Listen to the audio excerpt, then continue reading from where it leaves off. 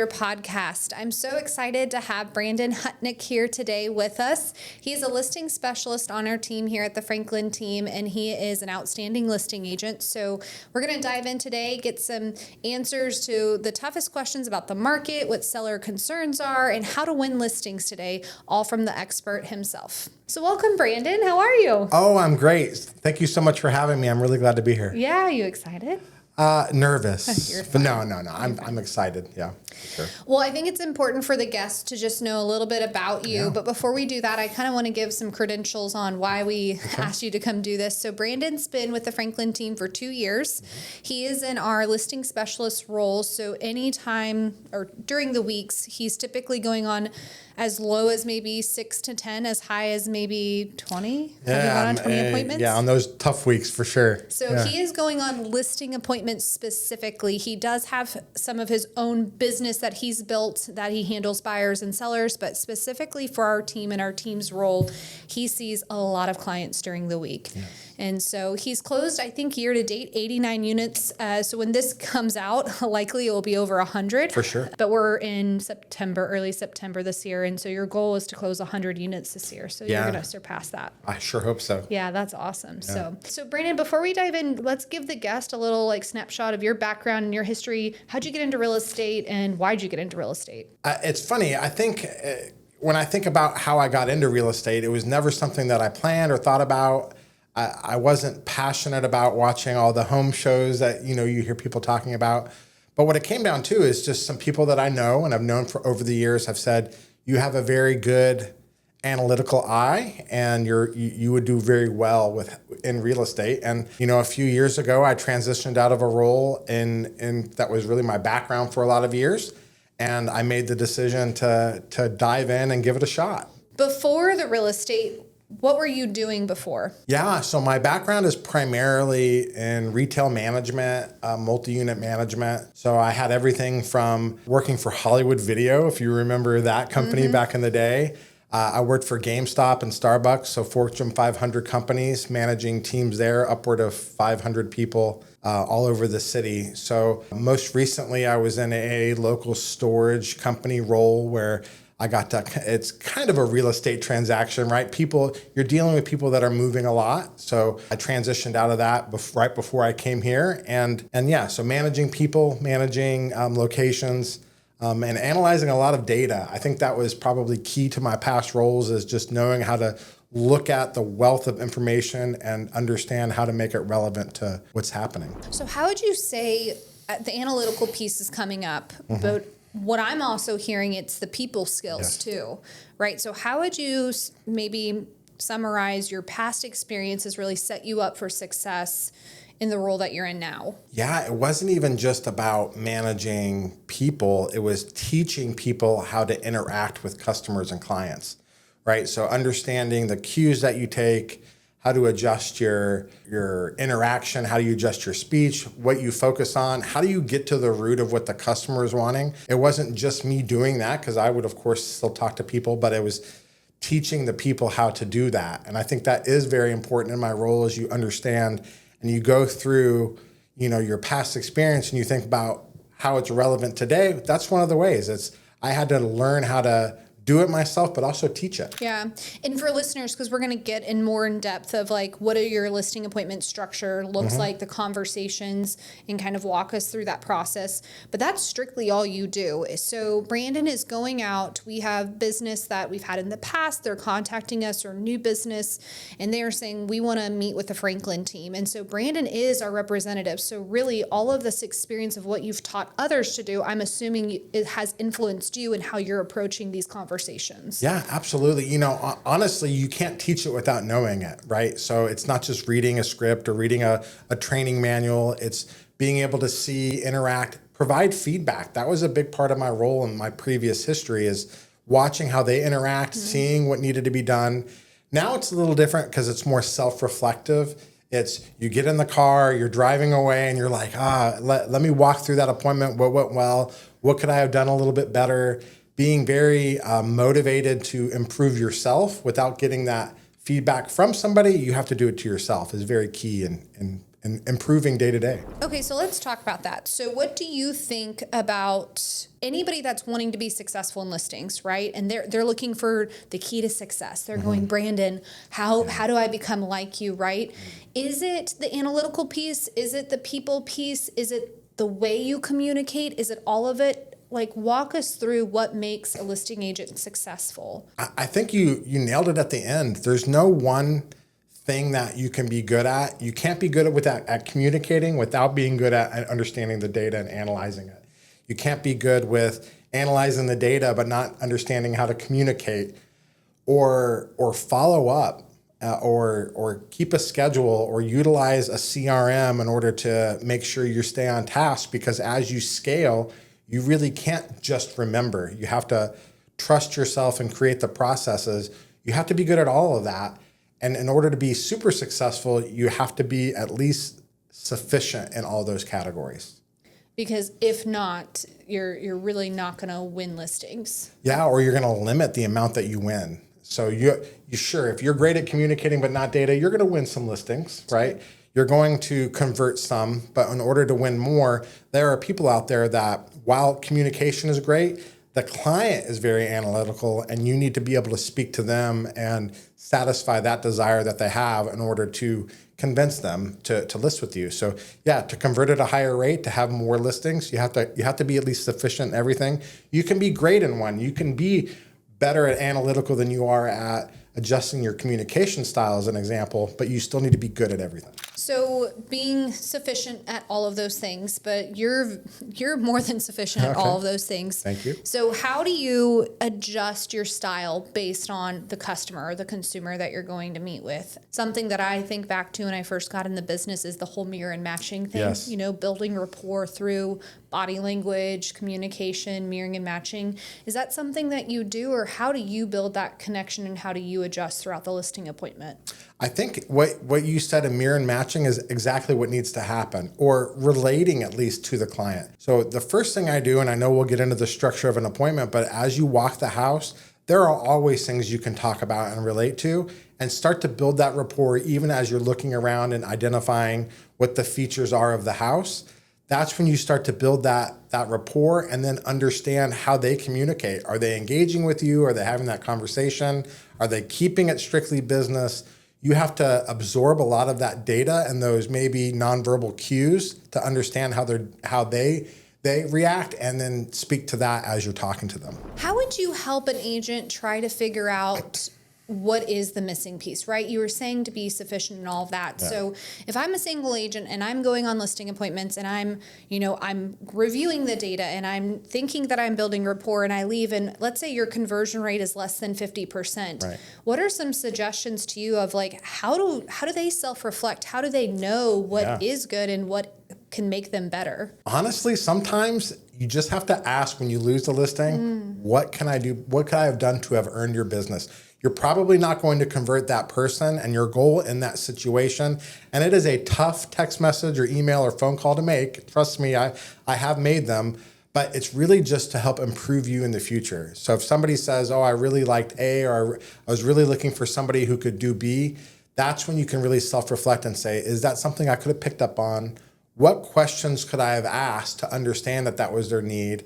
Did I ask enough questions? Because at the end of the day, the client will tell you what they're looking for if you ask enough questions. That's so good. You're right. That's how we grow, right? And especially if you're a single agent, you're not on a team to practice consultations with, do role play and scripting. You've got to find a way to not just keep practicing on the sellers that you're going to meet, right? And so self-reflection's great. Asking the client, what could I have done differently? What made you make that decision for my own self-growth and opportunity? So that's awesome. Yeah, and it's setting the ego aside. You know, sometimes you think, hey, I know better. I've lost listings because of price disagreements, but you have to set that ego aside and just say, at the end of the day, is there something I could have done? The answer sometimes is going to be no. Sometimes they connected more on a personal level, and there's nothing you could have done, and that's okay. But there are plenty of times that I've had to ask, and shout out to Andrew Franklin for that, because he said, he's the one that gave me that advice very early on in my listing role. And he said, you got to ask. You got to ask to grow. And he's absolutely right. The client is not going to just come out and tell you. You have to ask. And I think that's so good and it's encouraging because there are some things that we can grow and learn from and we can control, but there are going to be people that are just ultimately going to sink their teeth into something that this other agent promised them, said, has a connection to where you will do whatever it takes to get it and they will still go with another agent. So any last, some of the listeners might say, are there any other practical tips that you would give to adapt to refining their communication style? In previous work history, and even now, the hardest thing to do is to role play. The most effective thing to do is to role play. And find a partner, look in the mirror, record yourself, record your listing appointment and play it back. And listen to the ums and the stumbles and reflect on that. I love that you said that. Our CRM records everything. Yes. And so I don't know if you feel like this, but when you're having those phone calls or when you're doing follow-ups like that and it's all recorded, does that change how you perform? Because I think for me it does. I take over sometimes when we have like different positions out. Like this week I'm covering one of our listing managers and it's kind of like I better like do as I teach, right? And follow through and listen and have good communication skills. So just curious if you think that helps. Yeah, maybe it keeps you honest, but at the end of the day, I think we all have the level of integrity you need to do your best. Now, we're all human, so there are times that you do slip up and make those mistakes. Being able to click that play button and to hear yourself talk, it can be tough, right? But at the end of the day, having the courage to do that is another way of improving. And just, it's the 1% better every day mentality, right? I don't need to be a top level agent today, but I can be in 100 days if I just practice getting better. Every day a little bit, then I can be. Okay, so now we're getting to the good stuff, what the listeners really want to know. We kind of want to know, take us through, you get scheduled a listing appointment, okay? What are you doing before that appointment? And then we can talk through what does that listing appointment look like? Yeah, absolutely. Preparation is a huge piece that you have to be good at. So running a CMA, understanding the market, understanding what's the competition that currently is there, not just what has sold.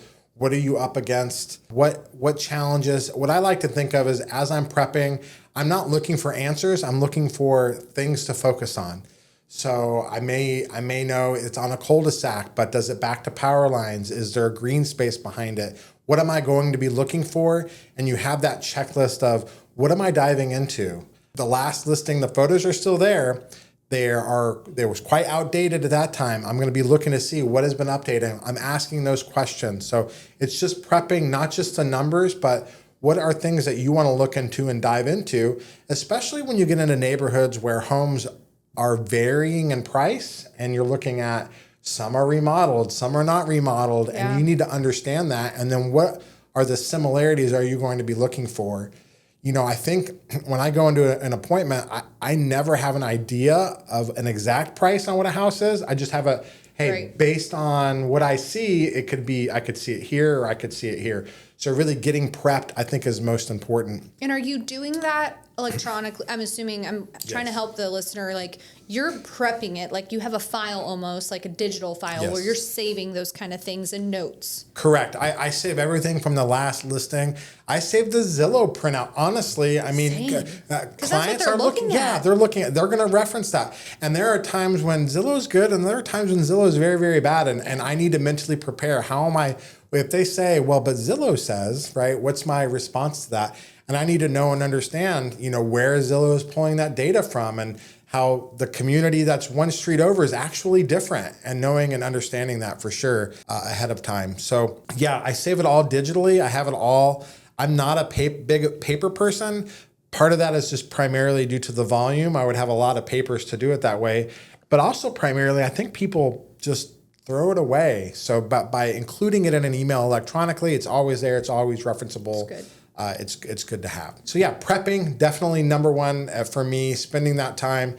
It's rare for me to take a same day appointment because of how much preparation I do. I was going to say, and something you didn't mention, but I know you do really well, because when we meet weekly to discuss what's the update, where is the seller at, how did the appointment go, you remember clues about their motivation and family. So I would say, obviously, before the appointment, you don't know much unless it's set by an inside sales agent for you, where they're asking, why are you thinking about moving and time frame? But I would say, if you would agree, anybody, you can pick up the phone and call a seller and ask them a few questions before going out there. Hey, remind me, or hey, looking forward to meeting you tomorrow at 3:00 again. Like, Right. I'm getting my notes together and preparing, remind me, are you and so going to be there? Just making sure you have all the pieces, because I know that feeling when you walk into an appointment, you're like, wait, there's 3 people involved. What's going on? Who is this? Because I talked to Jack and this is Sally and Tim, so. Most of my appointments, I do have some communication ahead of time, whether it's just talking about what we offer up front, or even if it's just confirming an appointment. Most of the time, though, I do have some notes that I can see how it is.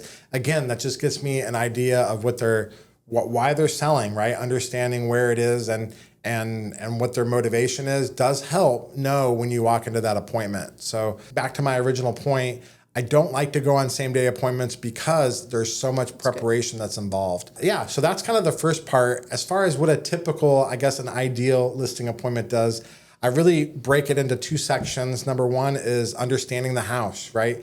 At the end of the day, you need to know everything you can know about that house in that 10-minute walkthrough, right? What questions, where are you looking? I'm looking at the ceiling. I'm asking questions about condition, or when were some of the major systems replaced? Those are all important things to really know. One of my favorite questions to ask is, what have you done since you've lived in the house? So that really allows the homeowner to get involved and tell you, hey, here are the things that I've done. We updated this 5 years ago, or we've never updated that, or I don't know. It's something we've never even thought or worried about, and really just understand where they're at. It also helps. That's a great time to start to build rapport and establish your expertise, right? I always ask, can we do a tour? And then I ask them to come with me, but I'm still controlling the appointment in that the first thing we're doing is going on it. I'm the expert, right? You have to set that guideline as you go into these appointments and let them know that I'm the expert, but you're still the client. So at the end of the day, we're involving you, but we're going to start by a tour. And that's what I do. So I tour the home.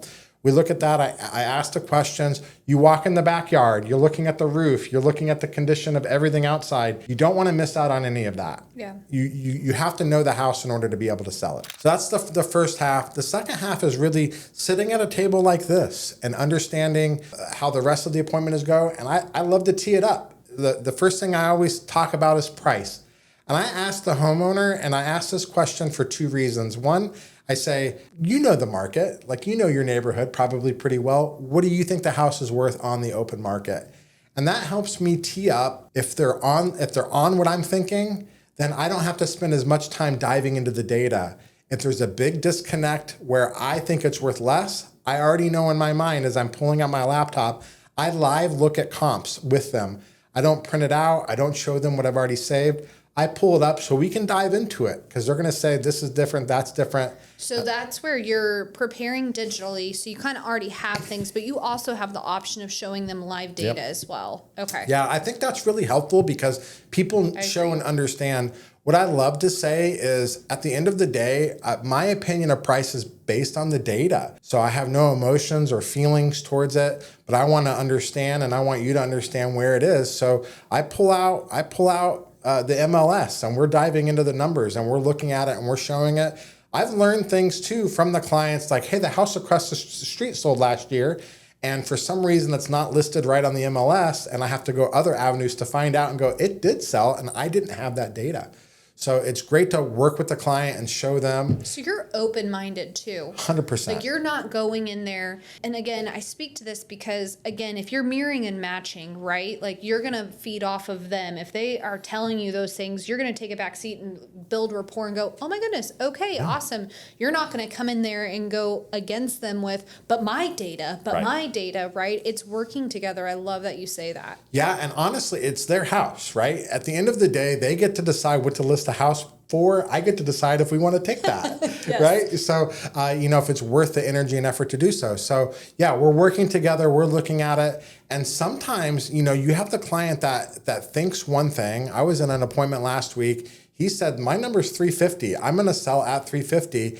And I showed him the data where his exact floor plan is on the market for 290. And he says, well, it's not a great time for me to sell, because what was important to him as you asked questions was, I want to get 350. That's what's going to net me the money I can do. He's going to buy acreage and build a house on it. And I said, that's totally understandable. that's not where the market is today. And he saw that, but I'm going to keep in touch with them. As the market changes, that's going to be a client in 12 months from now, 18 months from now, he'll be a client of ours. Even though he isn't today. Yeah. So I know we structure our listing appointments very similar, right? Tour, we sit down, you build rapport. It's mainly focused on price because for me, it may be a different reason behind it for you, but that allows me to see, like, are we moving or are we not moving? Yeah. Are we on the same page? Because all day long, I can sit here and sell you the value of our team, the marketing, the things that we do, the process, what's next, photography, staging.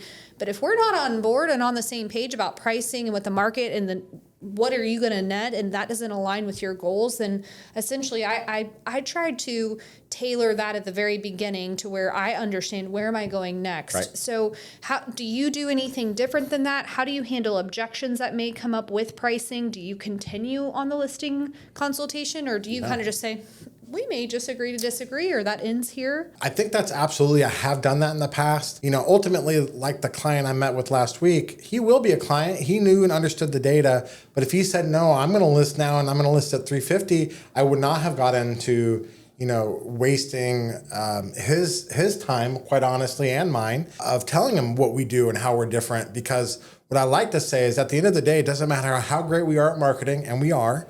It doesn't matter how great our photography is, and it is. If the price is not right, nobody's going to buy it. So, ultimately, that's why I start looking at the house, making sure that I know how to adjust my comps and where I'm comparing them to is first, and then dive right into pricing, because we have to be in the same ballpark before we can really get there. And asking that question of why do you think it's worth 350? As the example from last week. And he said, that's the number I need, right? He didn't have any reasons why. That's just mathematically, that's what he needs to accomplish his goals. So he understood that his motivation is money. His motivation wasn't downsizing, upsizing, relocating, all the reasons why people sell. He was money driven, so he was okay to leave. But you get that by asking the questions, right? So have the client talk and they'll tell you. They'll tell you what they're looking for. Now, if you have somebody who has to move, right? A divorce, a job relocation, and they just have an idea of what they think it's worth, that's where you can spend more time. Well, let's show the data. The way I always tee it up is I like to pretend that I'm representing you as a buyer in this neighborhood. Let's pretend that we were picking houses to go look at. If we listed at your price, how do you compare what's out there? How would you see that as a buyer? And would that motivate you to even go look at the house?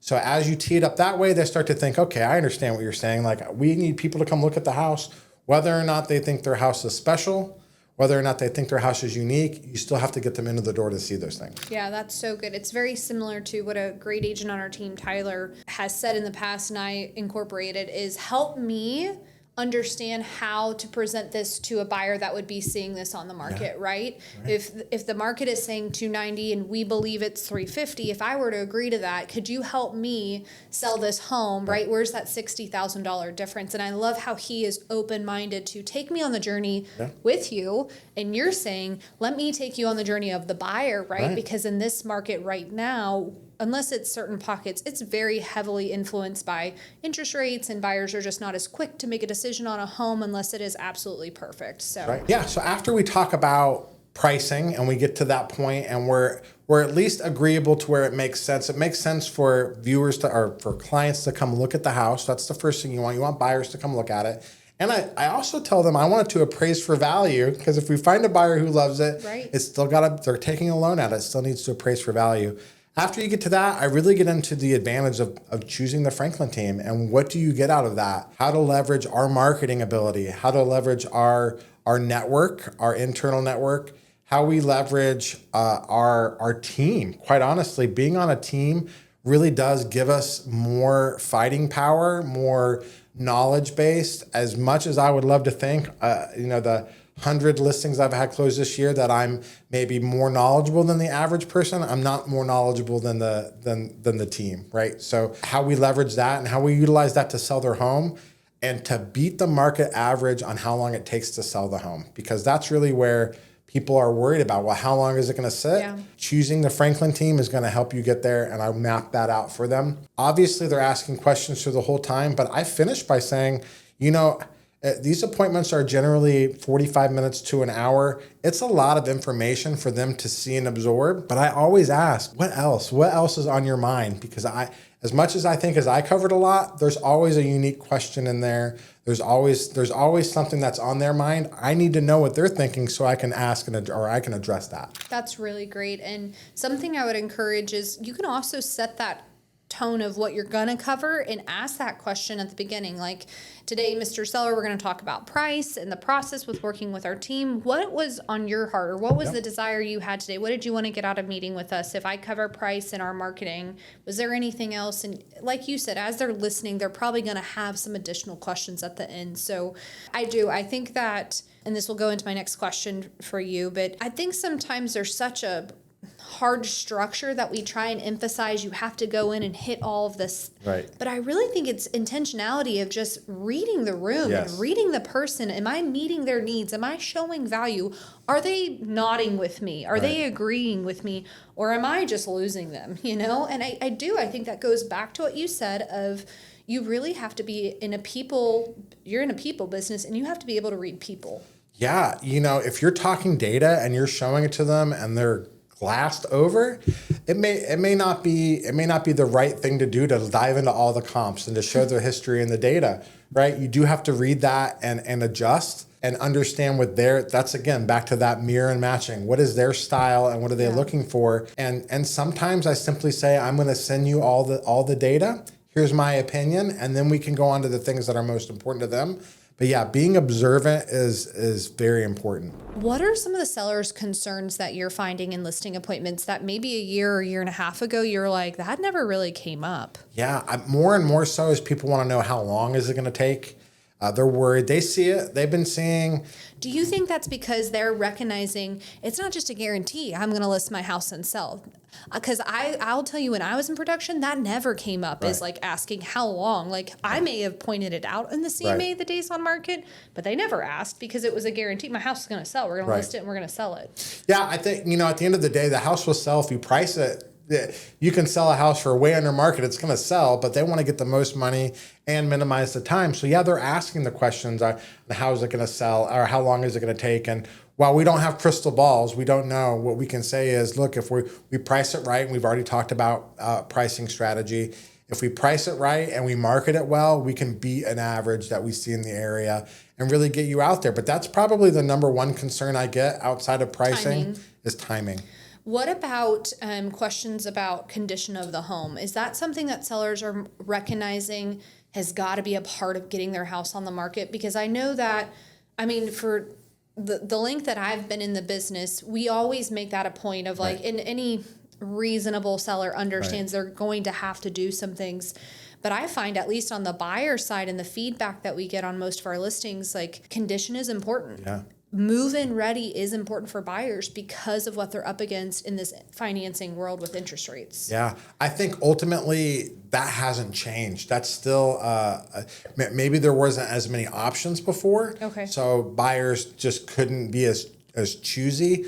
But my advice is still always the same. You don't want people to focus on the dirty handprint around the wall switch, right? You want them to focus on the wonderful side of the house. So there are things you're going to need to do. Nobody's ever given me pushback on it. They all understand that, hey, we need to be on the market. Now, I think maybe there's more urgency knowing that there's more competition, but I don't think anything has changed as far as they know that it needs to be market ready. How are you finding that you're going to, adapting, right? I feel like you find on our weekly connects and on our monthly meetings, I hear from you often things you're like, yeah, that doesn't work anymore. Or, well, I'm not saying that anymore. I'm planting that information in the consultation. So what are those things that you have felt after a year and a half of doing this, and Lord only knows how many appointments you've gone on and seen? Like, what are some quick tips for agents that, hey, take the time, discuss that in the appointment? Because I think price and process is very clear of like,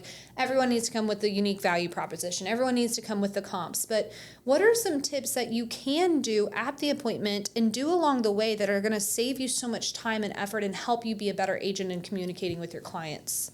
Yeah, setting price up front is great, but the market's going to tell us if it was great. So I think that's the thing that I've changed the most, is really setting expectations on when to reevaluate. What is our clients coming out still?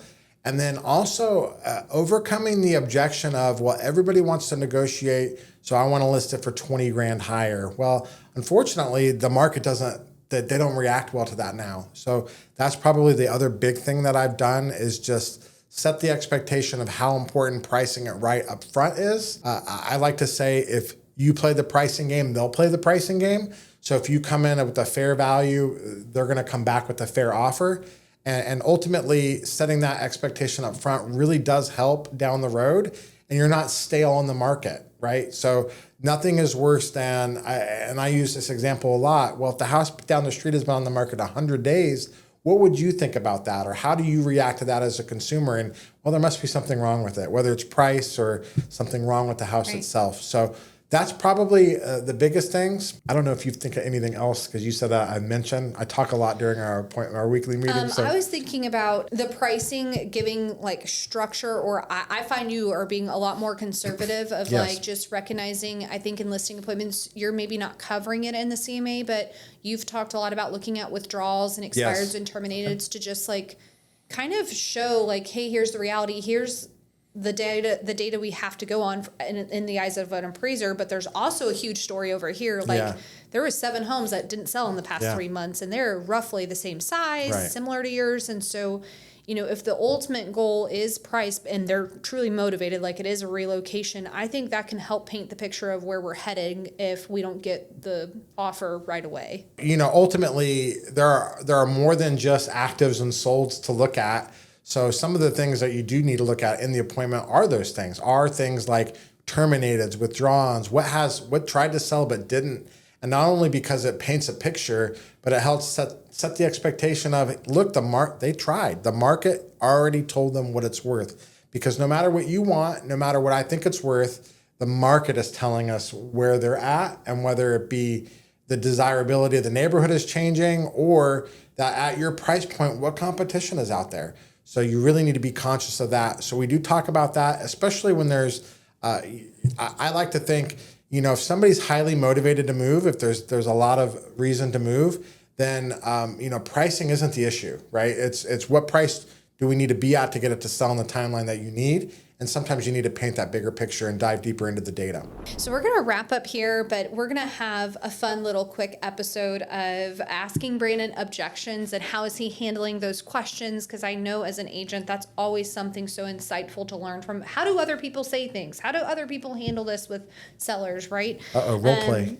But right now, how could listeners connect with you if they are intrigued and want to learn more? Or could you summarize maybe for listeners, you know, maybe one thing to take away to start implementing today to be a better listing agent? Yeah, the biggest thing for me, if you want to be better, practice more, self-reflect, be better on the next one. You know, ultimately, when you role play with yourself, when you practice with yourself, you got to think to yourself, what could I have done better? And sometimes it's easy to tell a seller yes to what they want, and then it leads to a listing that never sells, right? We want to sell homes, not list homes.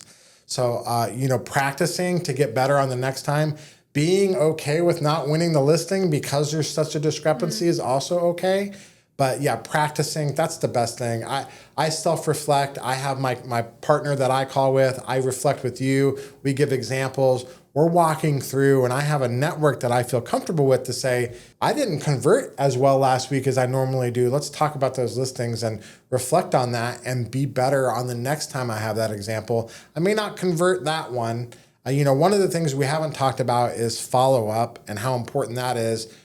Going through the listing appointment is great, but at the end of the day, you do have to follow up, because somebody may not be ready today, but they will be in 2 or 3 weeks or 2 or 3 months or 2 years. But following up with them is super important. And by reflecting on an appointment that you didn't win today, sometimes you can save that in the follow-up. Well, thank you guys for listening in and tuning in. You can find Brandon on all social media platforms. Brandon Hutnek, right? Yep. Facebook. I know he has an Instagram. Join us next time for a new episode of our podcast. But thanks for being here. Thank you. Thank you for having me.